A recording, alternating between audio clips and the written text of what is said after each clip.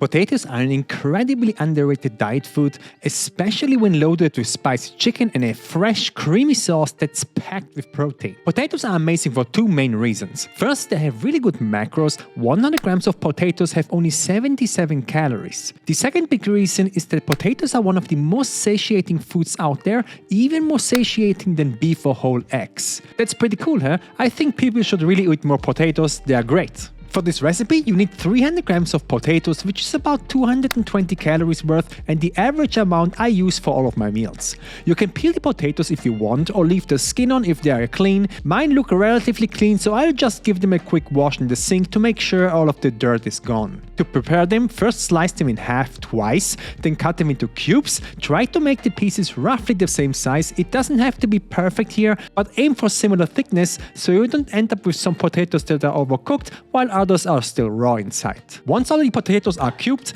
grab a microwave-safe container, put the potatoes in, and microwave them at 600 watts for 5 minutes.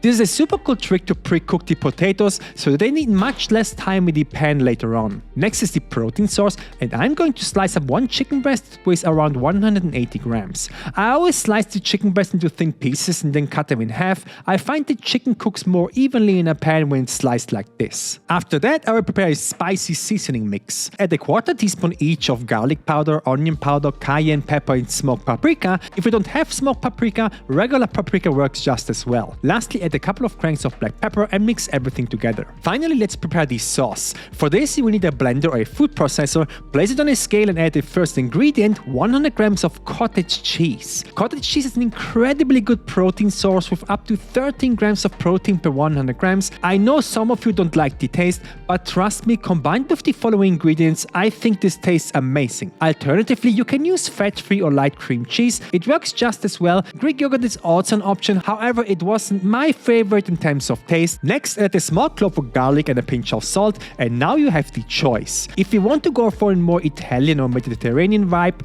add 20 grams of Parmigiano Reggiano and 20 grams of fresh basil. Another option is 20 grams of cheddar cheese and 20 grams of a spicy sauce like sriracha, Tabasco, or Frank's hot sauce. Any of these works great.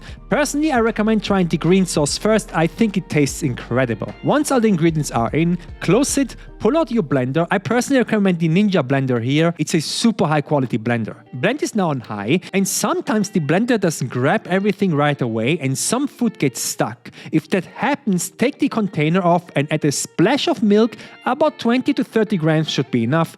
Blend it again, and that should do the trick now. The sauce will become a super nice and smooth green color. This usually takes about a minute. Now let's get cooking. Heat up a pan to medium heat, add 5 grams of oil and toss in the microwave potatoes with a strong pinch of salt. The potatoes are already cooked through, so the goal here is to fry them for about 4 to 5 minutes, stirring occasionally until they turn golden brown and crispy.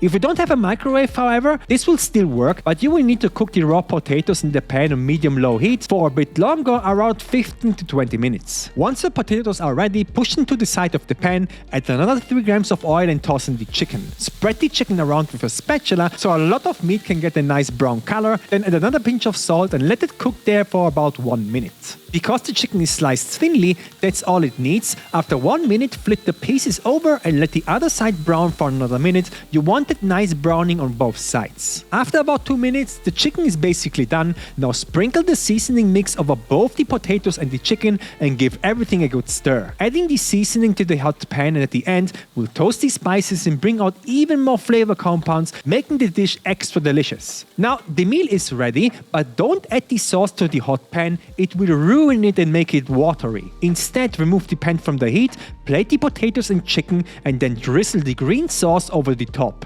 If you want, you can microwave the sauce for 30 seconds to heat it up, but in my opinion, it's not necessary since the residual heat from the food is enough to keep everything warm. After one last stir, you've got an amazing meal that tastes both fresh and spicy. It comes in at 687 calories, 59 grams of carbs, 19 grams of fat, and 65 grams of protein. I made a cookbook that helped me lose a ton of weight, and I think it will do the exact same for you. Buy it once and get every recipe update for free. The link is in the description. Also, I just released a super sharp Nakiri style knife made out of German steel with an incredible grip. The link is in the description as well.